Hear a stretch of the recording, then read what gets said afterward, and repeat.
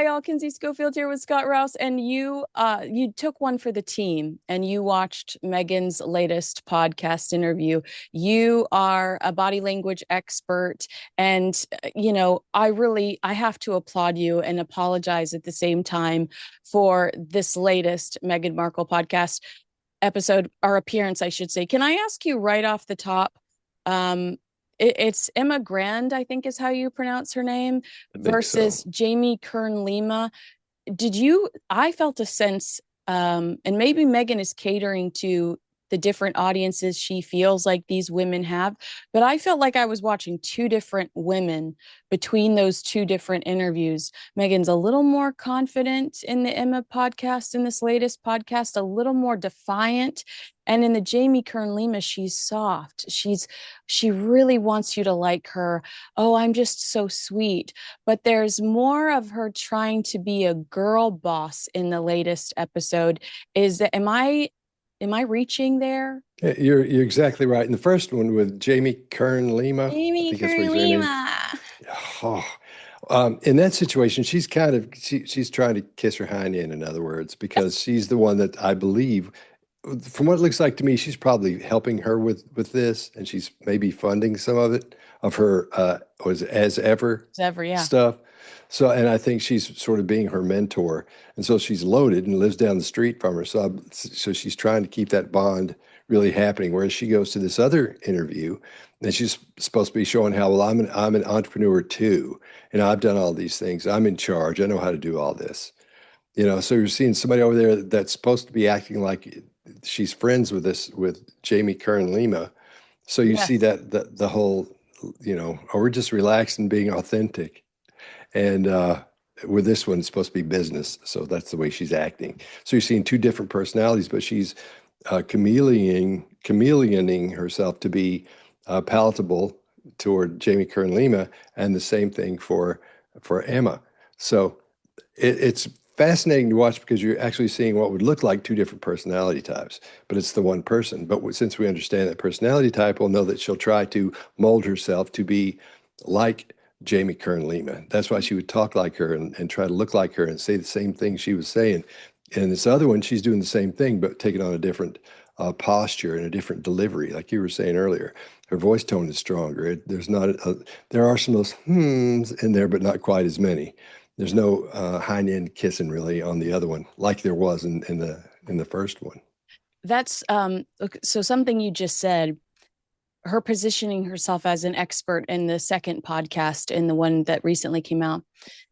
She makes some comment about when she's specifically talking about the podcast, because she says it's going on hiatus. And I'd love your opinion on whether you feel, based on what she said, if it's really going on hiatus or if this is just her trying to downplay not continuing to pursue this podcast. But she says she's taking a step back from the podcast or putting it on pause um, because of recommendations, because of suggestions from some of the women she spoke to throughout the process of the podcast, and how she needs to focus on one thing. But she also says, like, advice from other people, advice from myself, like to ensure us that she is also an expert who gives herself really good advice. I cringe in those moments. Were there any takeaways for you when it came to her discussing the pausing of the podcast? And have you noticed that a lot of, sometimes even our criticism of her, it feels like she tries to explain those things away in these interviews. She finds moments to try to discredit some of these reports. Well, that's probably the reason she did the interview. If you look at it Yeah, from that way, because yeah. the most important thing, let's assume she's a narcissist, a clinical narcissist. That's what they tried. The worst thing that can happen to a narcissist is you can damage its ego. So once that ego is damaged, they'll do everything to make that work without. And in this case, she can't be mad or angry toward these people. She can't do anything bad to them. Whereas people in her personal life, in her little circle, she would do bad things too, talk bad about them, treat them badly, those kind of things. But in this situation, I think she's sort of there's a problem. She's trying to make it look like there's not a problem. So she's saying this is something I've decided to do, so it doesn't hurt her ego.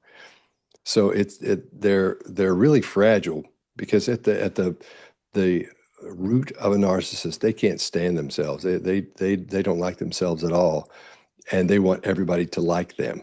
Mm-hmm. So that's the rub you're seeing there. That's why you're seeing the two different things. So she'll mold herself to fit in with Jamie Kern Lima, and then she'll mold herself to fit in with Emma. So it's two different, they look like two different personalities on the top, but down at the bottom it's the same personality type, the high-end clinical narcissist. Oh, I mean, it's just so uncomfortable to watch. For you, these highs and lows or this chameleon type of thing, do you think that you are saying it quickly and because this is what you do for a living, or is it so blatant? Because I often wonder this, are her actions so blatant that a normal person would recognize this, or or are there people that are going to fall for it and be like, wow, she just gets along with everybody, she's just like everyone? Well, that's a great question because the reason that especially women, and there's a reason for this, and so hear me out and get into it, don't like her or feel weird when they watch her. They go, I don't know what it is about her I don't like, but I just don't like her. The brain takes in all kinds of information, takes in everything that your eyes see. Your brain takes in that information and it sorts it out and decides what you're seeing. Now, there's a difference in a woman's brain and a man's brain. Men take in information really quickly, these little chunks of it, and we think we know everything. That's why we think we know everything, because we have what's called a gut feeling. We get a gut feeling from all these things, all this information we take in. However, that happens very quickly. With women, what happens is this: their brain is set up differently, so it takes in the information in these big groups. There's this thing called the fusiform gyrus. It's about a quarter inch in, right in here. And then that takes in all the little movements and things that you see that happen with somebody's body language or in a situation. Then you have the mid-temporal gyrus just below that, and that takes in all the big movements and all the big things that happen in a person's body language or in a situation. Now, once those things start grabbing that information, it throws it back to this thing called the locus ceruleus in the back of your brain, at the brain stem. It's about as big as a BB. And it starts sorting through all that information and going, have I seen this before? Will this hurt me? What does this look like? Is this something I've heard before or somebody else say that was bad for me? Those kind of things to check the threat of what's happening and other things as well. But that's in a nutshell what's going on.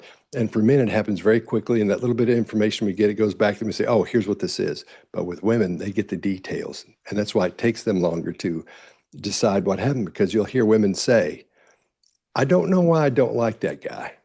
Yeah. Something's not right about that guy. And I just don't know. Because you'll ask, well, why don't you like him? I don't know. I don't know. But you wait a day or two and Yeah. they'll be in the shower or they'll be driving and it'll hit them why they don't like that person.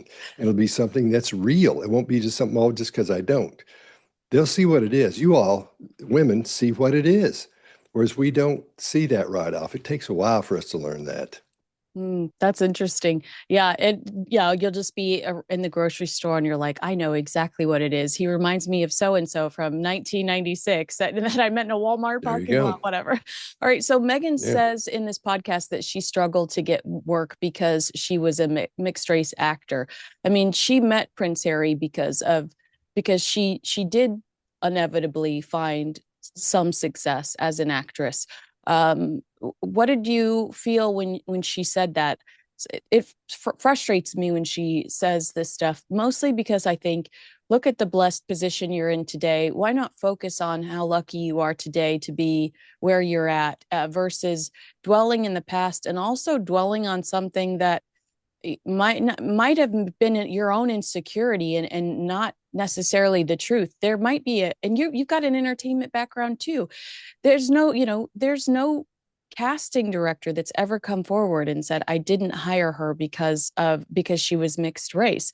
I mean, Yeah. it could have sincerely just been she wasn't good enough, or she wasn't the right girl for the role. Sometimes it's just you were made for a role and you get it. Like I think she was for Suits. Yeah. And and the reason she goes back and visits those things, especially the good parts of them, I was a great actress. I did this and I did that. It's because again, it dealing with the ego. We all deal with our own egos, and the story you tell yourself is the best version of you, period.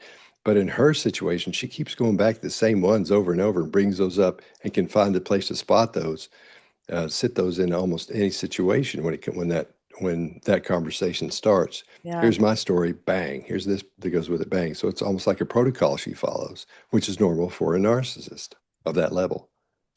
Now, one place where my BS meter really went off was when she's talking about how her children are privileged and the way she teaches her children about, the value of money is that they garden together, they plant the seed, they watch it grow, and then she kind of claims that they erect a booth at the farmers market so that and that is just something we would read about in the National Enquirer or Star Magazine. You know what I mean? I have a really hard time believing that that's the truth. Do you have any, or did you see anything specifically when she's telling the story about how she's teaching her children the value of money through gardening and through this produce? That's just the story she's telling to make herself look good. Yeah. I don't think she's ever put up a booth there because they take pictures of everything. They take pictures when it looks important to them. When she looks goofy dancing around the hospital room, one of the most personal and intimate times of your life, having a baby. A lot of people will show you videos and pictures from that, but nothing like that. Oh my gosh, that is So, such a great point. It's not just the National Enquirer that would tell us, it's Meghan mm-mm, Markle. We would have seen the booth. Also, I mean, I imagine that when you go set up at the farmer's market, you've got to call ahead. You have to, yeah, there are some procedures that you have to follow. And I just that, but that is absolutely hilarious. Meghan is her own paparazzi. You are yeah. right. She would have had those pictures all over Instagram by now. Like she took the pictures of the giant bag full of produce that everyone said, there's no way that's from your garden. Corn isn't growing right now. Yeah, yeah. But that's what she would do. She wants you to see her doing these wonderful things for her children and other people. So you'll think she's a good person and she's nice and she's wonderful. Mhm. That's the root of that clinical narcissist. That's so weird. Meghan says she's proudest of investing in herself. She says, it's been so many years since we came over here, talking about California.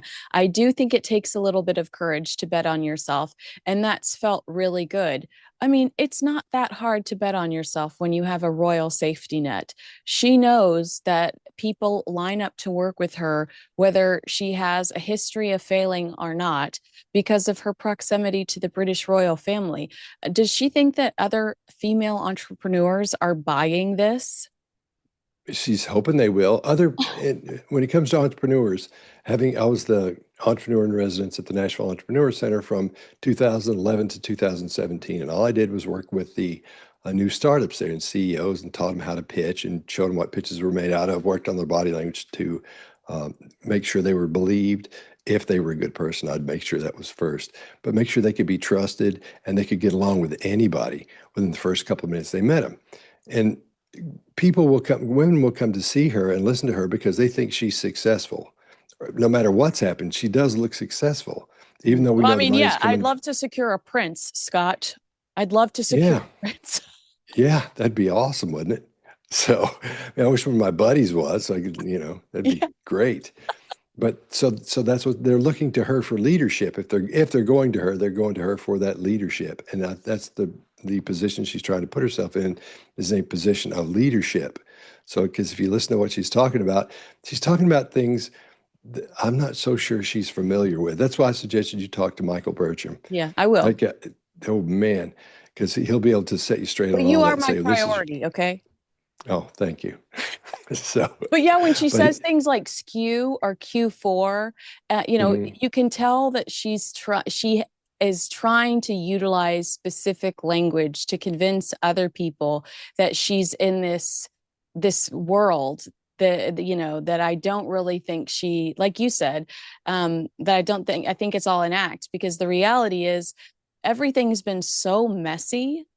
mhm. All of these launches have been so messy that who in their right mind would consider it a reasonable strategy?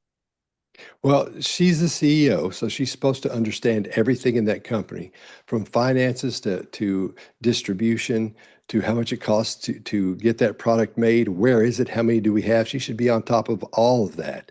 And what she's talking about, and I think Michael will say this if you end up talking to him, you'll see she's just brushing over those. She's saying she's parroting what she's heard other people say. Mhm. And they say, be sure you cover this, and this, because she has those little talking points. But I would venture to say she can't go very deep on any of them because I don't think she's the one in charge. I think she's the one that sends her goes, oh, it's me, and this is my company, and I'm the CEO. And you go, yeah, right. And you have everybody else doing the work. And they understand that. The people under her will understand that. She's just the forward-facing branding for the company. Right. I want to, this is an important one. Okay. So the host asks Meghan if you could rewrite your public narrative from scratch, is there anything that you would do differently? And Meghan responds, and I'm so curious about her body language here because to me, I felt a defiance. Yes, I would ask people to tell the truth. Blaming others yet again. I saw a great interview with Madonna a few days ago, and it's an old interview, but it stumbled upon my algorithm where somebody says, is there anything you would do differently? And she said, absolutely not. Otherwise, I wouldn't be right here with you right now. And I thought, what a great answer. And that really should be the attitude Meghan Markle takes, especially if she claims she's in this pursuit of joy. She's chasing joy right now. That seemed like some bitter resentment. I would ask people to tell the truth. What did you see Yeah. when you watched that? Again, and I hate to keep saying it goes back to the narcissistic personality type, but that's what we're seeing. You're seeing all the classic red flags, and things we look for, the cues of a narcissist. When you start saying it's really tough to call it. For example, if you're dealing with psychopaths, you can see one and say, oh, well, this person sure has a lot of the hallmarks of a psychopath, but you can't say they're a psychopath for sure. It's a little easier with narcissists because you can't just spot one. You have to listen to them and see what they're saying over a bit of time. Because one or two interactions, three or four interactions, you can get a pretty good idea and say, oh, they're narcissistic. But being a clinical narcissist is a completely different thing. But having seen all of her the behavior she's exhibited over the last few years, all she's doing is protecting that ego. So everything what you're talking about is just protection of the ego. That's all that is. So if she feels a threat by something, then she'll bump up against that to stop it or correct it or to start getting back at it. And then when everything's gone, then she'll start her attack on the person who hurt her ego or bust up against her ego. Did you see and or did you feel like there was any sort of discomfort with that question, or did you feel like she was prepared to answer that question? You see a combination of both because she didn't want to get into that. I don't think that would be my I would the way it looked to me. I don't think she wanted to get into it. Someone was asked. That's why you see her. She gets real still for a second, then you'll see her move a little bit, and then she starts using adapters. These things we do to get rid of that built-up stress and tension. So I think her legs are crossed in that point, and you see her move in her seat. So she adjusts her torso and her sitting position, and that's a way when it's like when somebody puts a hat on you, you have to adjust the hat.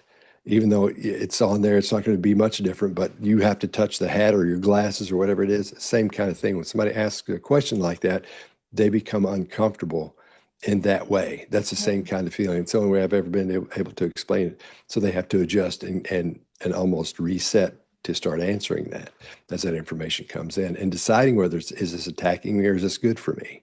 Yeah. So depending on what road it goes down in her brain, that's the reaction you'll see as she gets prepped and gets ready. Yeah, because this interview, now they're never going to put themselves in front of Harry and Meghan, anyone that actually challenges them. But Mhm.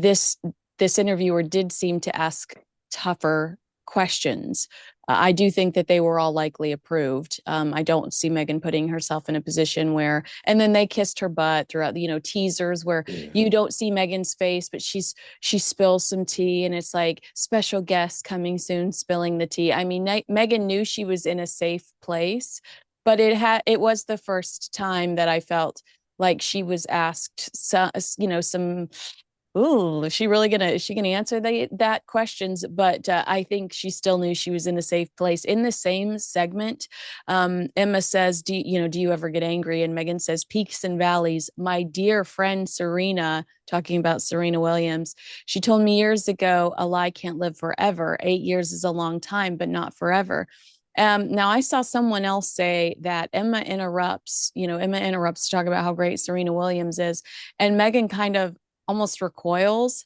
And they don't know if it's whether Meghan was annoyed that she was interrupted or if Meghan is annoyed that attention is on Serena's success and how great Serena is. And I don't know if you saw the reports over the last few months, but at one point, Meghan got into a tiff allegedly with Anna Wintour because she wanted to knock Serena Williams off the cover of the Oh, American Vogue. So did you see any body language there when she's talking about her dear friend Serena, aside from like the classic like name dropping, kind of well, smugness?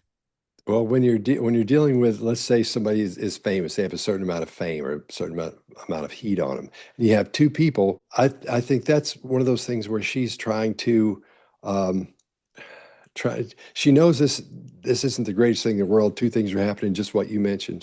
The attention is being taken off her, and Emma's talking good about not her enemy, but the person who brushed up against her ego, even though she was the one that attacked her, if you want to call it an attack, by trying to knock her out of the spot for the magazine. I can't believe I'm talking about this stuff.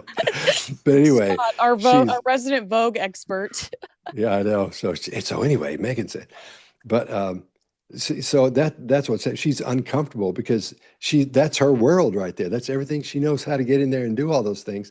But she doesn't want to attack anything in there because you're dealing with a real entrepreneur over here. I Mhm. think Emma, the way she talks, the way she sounds, I think she might be the one in charge of what she's doing. I could be wrong, but Yeah, it seems like she knows everything coming out of her mouth seems solid.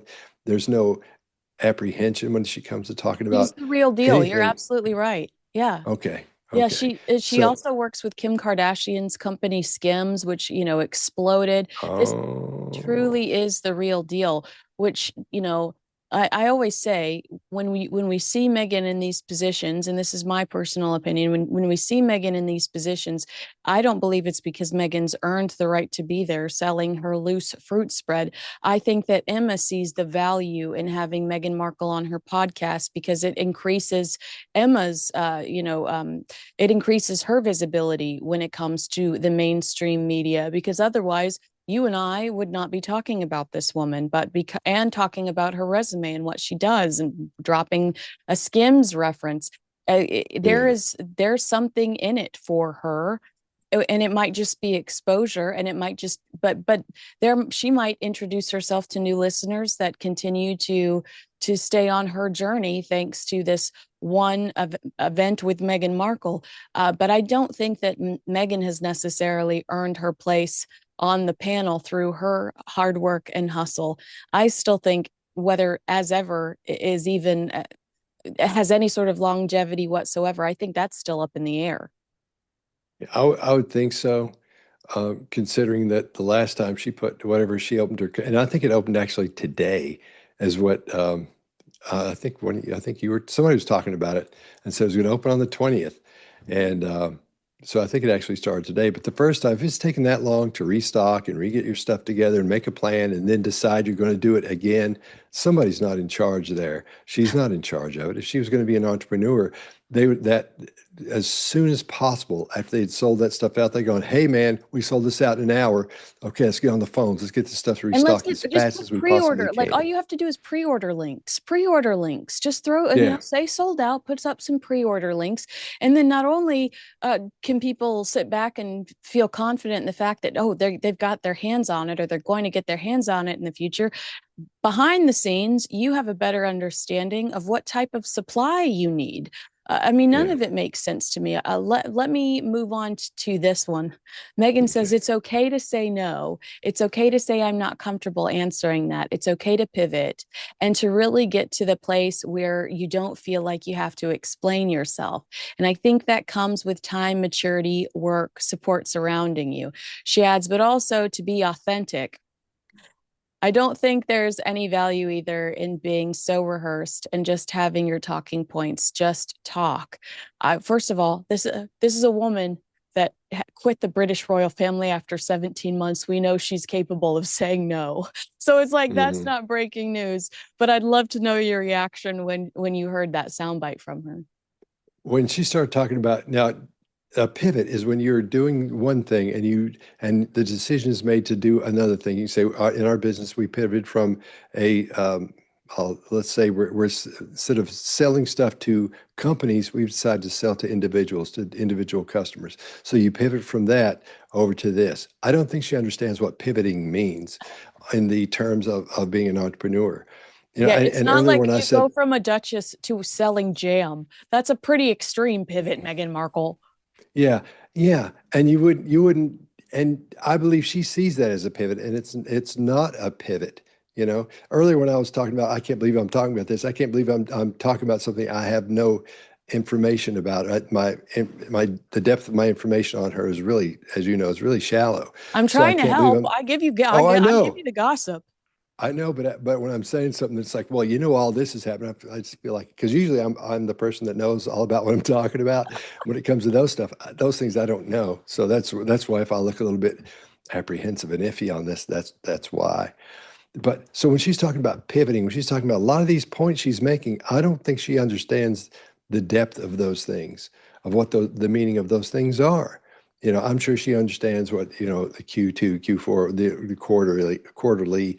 I don't think she gets into the quarterly earnings though. I don't think she looks at those things. I don't think you could find anything in her house that would show her the way her business is doing or how well it is or isn't doing, other than an email saying, "Well, it's not doing good," or Yeah, "It's doing great, but we should do this. We should do this," not like, "Here's what we're doing." right. You know what I mean? I do. Which I do. those emails should be coming from her to everybody else saying, "Okay, here's what we're going to do next. Here's what's up. We got to do this. We got to have a meeting." She wouldn't have time to be doing all this if she was really running a business like that, especially one that sold out that quickly. Somebody with all this heat and all these people that are looking at her, you would not have time to go to Disneyland or Disney World with your kids. You would not have time to sit around and say, "I'm going to think I'll put this up when I was pregnant in the hospital, 4 years supposedly ago. pregnant." Yeah. Yeah, for you, you don't have, that's not what's on your mind, and you don't have that weird smile on your face all the time because you're thinking about your business and making that thing do as well as it can, as good as it can possibly do. That's all you think about. That's No, all you should be thinking about as a CEO. you're right. And just to your point, I know I know you're not familiar with all of this, but to your point, like she said in a podcast with Beyonce's mom one day, I think I'm going to pause on as ever. She also said it to Fast Company a few days before that. I'm going to pause on as ever. I want to see what it could really be, which we're like, you've had 5 years to define this thing. But then days later on Instagram, she announced that she's restocking. And it's like, to your point, if she was really in charge and if she really knew what was going on deep down, there would not be this mixed messaging, extreme mixed messaging to tell Beyonce's mom, I think I'm going to pause as ever until 2026 because I want to figure out what it is. And I'm not going to release anything else. And then days later say, surprise, I'm restocking.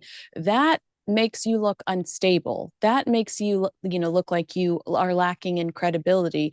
I don't. I think that you're exactly right. She's not exactly sure where she stands when it comes to the day to day aspect of this business. Now, I have reported over the last few weeks that Meghan was resentful. That the royal family, she felt like the royal family was making money off of her. You walk around the gift shops and there used to be postcards with her face on them. And there is a comment she makes in this latest podcast episode that almost confirms in my heart that truly was how she felt, that she could walk away from the royal family and create something similar like their Buckingham Palace soaps and lotions. She's talking about fashion and she says, you start to watch, because the host says you're a fashionista, why aren't you in fashion? She says you start to watch how it's being monetized at such a huge level globally, oftentimes not giving credit to the brands and the designers who actually made those pieces. So it's a fine line between, well, do you want to spoon feed who the brands and the designers are when it feels promotional, when I have no skin in the game in any of those arrangements? She doesn't like, to me, I was like, so she does not like when she feels like people are making money off of her and she's excluded. That's not her vernacular. Those words and that sentence structure is not in her regular vernacular and sentence structure. If you'll listen to that and look at that, she doesn't say things like spoon fed. She doesn't say things like that. Never has, up as far as I know. And I've been watching a lot of that lately, so we could talk about things like this. That's out of what we call her baseline. She doesn't talk like that. So somebody else has said, "Here's what you say." Mm. Did she say this or was it written down? No, she said this during the podcast interview. Yeah. Okay, great. Yeah. So somebody's told her to say that and they've said that over and over and said, here's what you cover, here's what you say. Because she doesn't say things like what you just said. That doesn't Yeah. sound like the way she talks. So that's Well, not normal. she also, what I thought was interesting, also complains about people monetizing her children's wardrobe. But in the last, well, since I guess it was around March or I April know. when she launched her Instagram account and her affiliate links, she started selling clothing that William and Catherine's children were wearing and getting kickback from that through affiliate links. Isn't that odd to you that she would speak out about people making money off of her children's clothes while she's now making money off of William and Catherine's children's clothes? See, I thought about that when I watched your show the other day and you were talking about that. And so that shows she's not in charge of that either Mm. because she's not sitting there on the bed with her knees up with Harry sitting right here while he's reading or watching TV or something. She's going, here's what I'm going to do now. She's not the one doing that. Somebody Ah. else is doing it. And they didn't think about that because they're thinking, okay, what can we sell? Okay, we can do this. And didn't run it past her. I think there's a lack of communication where that's why it looks so out of control because it's just this big weird ball rolling down a hill instead of a golf ball that's been hit, to hit a precise place. You're looking at something just big and wobbly and out of control. Mm. So I think that's part of it. Nobody's in charge, and she's not the one doing it, so she probably wasn't even aware of that. That's fascinating because, they go through employees. They burn through employees so quickly. They just lost six Oh, employees. And so, and there has also been okay. a tone change in her as ever emails. So if you're on the mailing list, you used to get paragraphs and paragraphs of ooey gooey, like, as I walk through the grass with my bare feet, I feel at one with, like very hippie stuff and Yeah. very, Meghan Markle's diary. And the last email that went out was very sales focused. It lacked that personality. It lacked that warmth. It was very much like, hey, we're restocking soon, but get your credit card ready. And so for you to say there's this lack of communication internally and she doesn't know about all of the things that are going on around her, I'm really confident that you're right based on some of those changes that we've seen lately. Yeah, there has to be, that's a leadership problem, what you're describing there in the entrepreneurial world. So there should be somebody in charge of all of it. Like she should be as a CEO in charge of everything, keep an eye on everything that goes out. Before it goes out, let me check it out. Let me make sure it stays with our brand or whatever. Mhm. That's not what we're seeing. If that many people are leaving, that means there's no leadership there, whether they wanted to leave or they got fired or whatever the reason is. That's a lot of people to go from a company that size, So, and then for things to change that dramatically from here's the feelings to like, hey, we're selling stuff now, or here the stuff's back up, you can go get it, or what, however it was worded. That's a leadership problem. Again, nobody's in charge, nobody's driving the ship. Well, I believe that so much based on how we've seen all of this unfold over the last few months. When asked what she's currently aspiring for, she responds success, emotional success, happiness. And another point in the interview, she says, my faith is greater than my fear. I believe in myself. I believe in the team around me. I believe in our potential for success. I don't see the possibility of failure, not when you can learn from everything you've done. I mean, That's immature. yeah. That's not a serious business person because there's always the possibility of failure. As a CEO, you're watching for that, and you have people watching for that. So that's ridiculous. She's been reading books or something that say you need to be positive, but they don't back it up with anything. A lot of those books, the self-help books, are really great because they'll tell you they let you know how to think to make things go better, not just for you but for everybody in your family and around you. But some of those people will just tell you, no matter what happens, just think this, and you won't fail. You won't do this and do that, and they don't back it up with the right information. She's what she's saying there. You'd never say that out loud as a real CEO or as even at Apple. I'm sure the guy in charge over there wouldn't say, no, we're not going to never fail because at one point this is all going away. And Right. so I can't say it won't fail. No matter what the company is, the CEO will never say, no, we couldn't say that. If you presented him to say this, and you go, no, because what if it goes under? I'm always watching for that. I'm afraid it will always. I can But be I also, confident about it. my argument is also, though, that she will always have people that will give her a chance because of her proximity to the British royal family, because she's married to Prince Harry. Maybe she really does feel that way. But I have a question. I wonder if you have an opinion on this. I feel like she's slowly getting rid of things that where she can be held accountable. So the podcast, there are podcast charts. Apple can tell you you fell out of the top 100 after 2 days of premiering your episode. So she's saying, I don't want to focus on Apple because people can say I'm not succeeding in this venture, in this arena.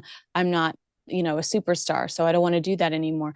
It's even as simple as like turning the comments off and the likes off on her Instagram account, so people can't say, oh, look at all the negative comments that were left for Meghan underneath the twerking video. um, with Netflix, she's in a safe place because Netflix don't give us the analytics of those videos. So we have no clue how many people are watching with Love Meghan. She does not give us the analytics for how many pieces of jam, how many jars of jam she actually sold. She just vaguely says, I sold out. I think she's trying to cover up any places of failure. I think she's trying to cover up any places where she might fall short, and staying in lanes that she can stay pretty vague. That makes sense. That makes sense. And again, that's what that personality type would do, try to protect the ego, and everything is great, everything looks fine. And in that sense, she may be the one calling the shots there, say, no, I don't want to do that anymore because it makes me look bad. Then whoever her person is in charge will say, okay, let's get rid of that. Let's not do that anymore. It's out of control. It's just bouncing from one side to the other. So I think if she could actually zero in and get that laser focus on something, she could actually be a powerful entity, bring herself out of this thing where nobody likes her. A lot of people don't like her. I'm sure a lot of people like her, but a lot of people don't. I bet she could pull herself out of that as well if she would laser focus on what she should be doing. Right. But you have to get that from information from people who are better than you, smarter than you, or better at that than you. And the narcissist has a hard time doing that. You're right. Okay, final question. You've been so generous with your time. Thank you. Twerking video and social media. She says it feels liberating. Well, first of all, I like your reaction when she goes, did you see my baby mama video? She's like really proud of it. And I don't know if that's authentic or not. She says it feels liberating to be back on social media. It was a great way for me to get my voice back. Scott, she's had freedom from the British royal family for 5 years. Where has her voice been? Get out of here. And then it's my space and my channel for joy. That is the intention of my channel. Whereas I think a lot of us would go, well, actually, we feel like you're monetizing your children. But okay, if you say it's just a channel for joy. What was your reaction when she goes, did you see my baby mama video? That's the way you get rid of all the things that have happened and people have said. Like she's like, I think it's kind of goofy too. So Yeah. once you call it and say, I see what that is, then that's supposed to make it go away. You can do that when you're having in interrogation. We use that quite often when someone will, as you begin the interrogation, they'll say, well, I did so and so and so and so. You call that out before they say that. She can talk about being authentic all day long. She is, like you said, somebody's whispered something in her ear. It feels like she's very scripted. And it's her, I feel like it's her and Harry against the world. And they're trying to sell us, a very, they're a couple that are not as genuine as they want us to believe they are. Yeah, and generally, the way I see things are, and this may sound horrible, but people who use the term class usually have none, and people who say they're being authentic aren't. If they use the term authentic, when I'm being authentic, well, being authentic is you being that way all the time. Yeah. That's the way you are, and so that's why we don't feel that connection with her because there's nothing to connect with there. Because as bad as she wants us to think she's being authentic, which is what she was trying to do in that video, and she thought she was showing her doing that in a hospital room was to make her look authentic because we're really seeing the real her and all that. Didn't work. But when you call that out by saying, "What did you think about my goofy, this stupid thing I did?" Because I know it's stupid too, not just we all think it's stupid. Yeah. That's what's happening. So it sort of gets rid of. She's trying to get rid of the goofiness of it, but I don't think it took. Well, is she trying to get rid of the cruel, what she would say is cruel commentary around it, where, there were people like Pierce Morgan that was like, what an embarrass, God love Pierce. But, Pierce Morgan was like, what an embarrassment to the British royal family. Is she trying to soften it by saying, oh, look at how fun I am? It was just fun. I'm not trying to embarrass the British royal family. Is that what she was? Was she trying to embrace it that way by going, did you see that? Did you see my video? I'm proud of it. I I I don't see it that way. I think that's a tactic to get rid of to say I understand what happened. I get it too, and I knew that's what it would be this way. That's the way I see it anyway. Um, yeah, because that went really bad for her. Everybody talked about it. Everybody, we all did. Yeah. And I'm not even in that world, and I was like, oh, look at this, and so that's her way of trying to get rid of it because she had to do something that's damage control. It might have been the only reason she did this interview. Wow. Because Yeah, the woman says, what timing? When she brings up the video, she goes, the Emma says, that's a very good point. And that would immediately stop the conversation really around the twerking video, because she's given us, like you just said here, and talked about 20 different topics that she talked yeah. about. So it really does change the narrative. And the host makes a point to say what timing that video came out around this interview. Like, that's convenient. Did any more takeaways before I let you go? Anything that stood out to you? Just that if you're interested in narcissism, and I'm not being trying to be funny, watch this video because you're seeing all the hallmarks of a narcissist in there. When things try to butt up against what she's saying or go against her, you can see her bow up just a little bit. It's nothing huge, but you can see the intricacies of those interactions happen right there. Not in the Jamie Kern Lima one because she's just doing that. We talked about why. But in this situation, there's a real entrepreneur, or what looked like to me a real entrepreneur, talking to her about what she's supposed to know about, and she doesn't. So she's protecting her ego there. So watch the things she does. Watch when she laughs. Watch how quickly she answers when it's something that she really wants to get out quickly. That's the important part as well. There'll be a rhythm as you watch these interviews, and when the rhythm of them answering speeds up, that means they either thought about that question, then have an answer prepared, or it really bothers them. They want to make sure to get that out really quickly to make that, even though it's nanoseconds you're talking about, their brain wants to get rid of the negative part of that situation, scene, or conversation as quickly as it can. And that's why they speed up like that. So watch for that rhythm and watch for the rhythm to change because it'll speed up and then it'll slow down back to normal when they're supposedly authentic. I think that Emma was being more authentic than Meghan was. I don't think we've actually seen the real her. We have seen the real her, but we haven't seen her, the real person in there, just the narcissistic person. All right, behavior and body language expert Scott Rouse. I'll link your YouTube page in the description. You're my favorite body language expert in the whole Oh, wide world. thank you. Thank Was you. I authentic when I said that? Yes, you were. And I'm going to show that to all my friends. All right, thank you so much for your time today, and I look forward to Thank talking you. to you again soon. I'm looking forward to coming back.